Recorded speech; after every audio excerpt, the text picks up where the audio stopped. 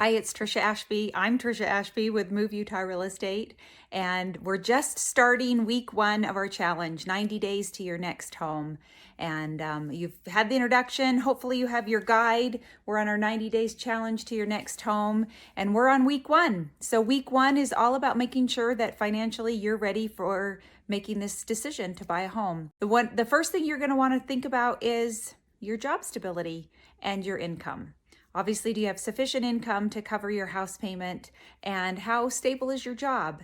Are you planning on staying there for a while? Are you potentially changing jobs in the near future? All of those things are going to weigh into your decision about your readiness to buy a home. And with week 1, as we're starting to look at your finances, we're going to want to make sure that your job and your income are stable. The second thing we're going to look at is your credit score. So most lenders need a minimum of 620 for your credit score. That's for a conventional loan. Some FHA loans will go lower than that, or portfolio loans will go lower than that depending on your down payment. But you really want to get yourself credit worthy in order to buy a home. The higher your credit score, the better interest rate you're going to have.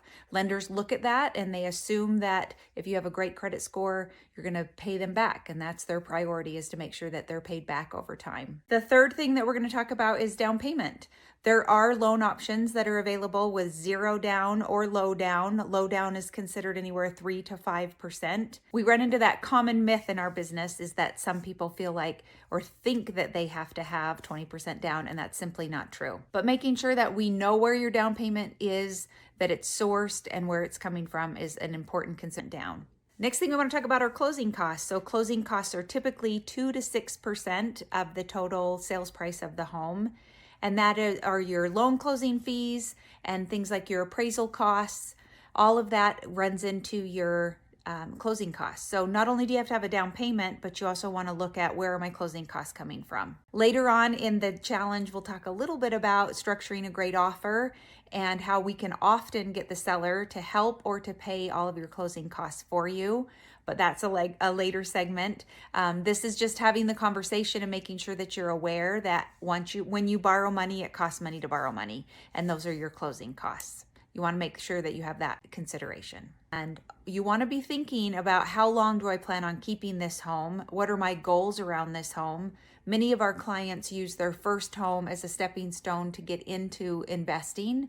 So you can buy your first home, you get it at owner-occupied rates, you occupy it for a minimum of a year, maybe even a little bit longer. And then when it's time to move up or buy your next home, you're using the equity in that home to buy your next home, but you're also keeping your first property and making that a rental property.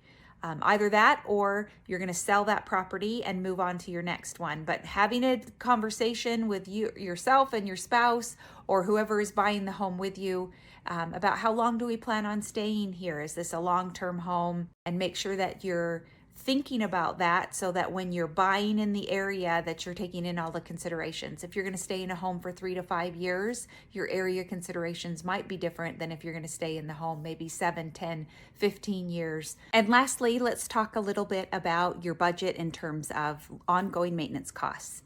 So in your budget, you're going to want to make sure that you have budgeted for, obviously, your mortgage payment, your insurance, your taxes, and any other mortgage insurance that you may have. And then we also want to build into your budget a 1 to 2% maintenance fund. So that's for long-term. You're setting that money aside in case you want to make a change to your home, or you have a repair or something goes wrong in the home, so that then you're prepared for that. When that happens, you've already got the money set aside.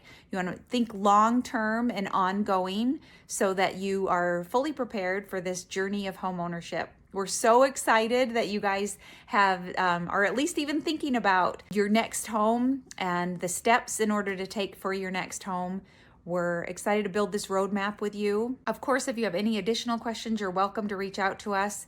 You can find us on Facebook. We have a Facebook group with other like-minded people just like you, who are thinking about buying their first home, or buying their next home. It's a great community where you can ask questions and be interactive. And we're also always available for a consult. So if you'd like to chat with us, you're welcome to send us a DM or sign up on our Calendly and schedule an appointment. And we're just excited that you're here. This is an awesome opportunity for you to think about buying your next home. I'm Trisha Ashby with Move Utah Real Estate. Until next week.